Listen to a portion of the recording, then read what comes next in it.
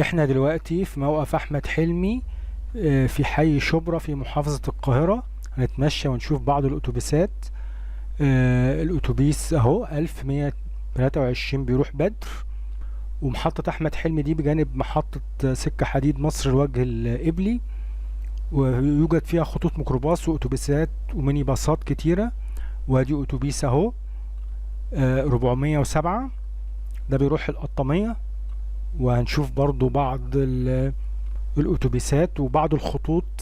ده الفيديو الجزء الثاني. الجزء الاول كان عن الميكروباصات بس، تقدروا ترجعوا للميكروباصات بس في موقف احمد حلمي. وهنشوف الجزء الثاني اللي هو بتاع الاتوبيسات. هنشوف دلوقتي مع بعض اتوبيس اهو تاني اهو 1143 6 اكتوبر 6 اكتوبر من احمد حلمي بيروح 6 اكتوبر و 1123 اهو. ده 1143 بيروح من احمد حلمي ل 6 اكتوبر اهو.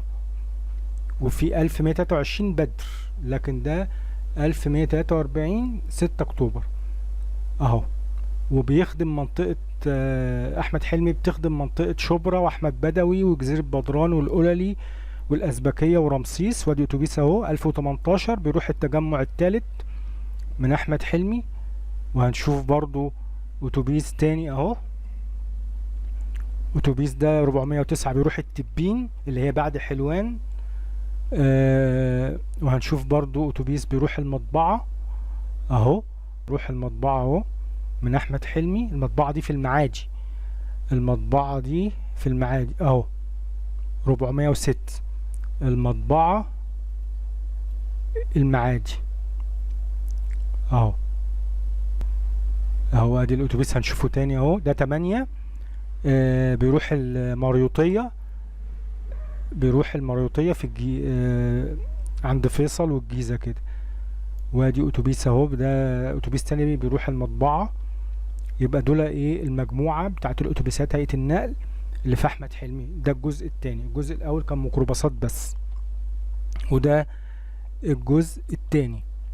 وادي اتوبيس 1124 بيروح القطامية من احمد حلمي بيروح القطامية اهو. ادي موقف احمد حلمي اهو في شبرا، في حي شبرا اهو في محافظة القاهرة. ادي الموقف اهو اهو.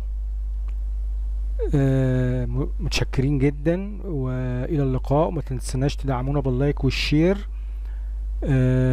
والى اللقاء في حلقات تانية وجزء تالت ان شاء الله.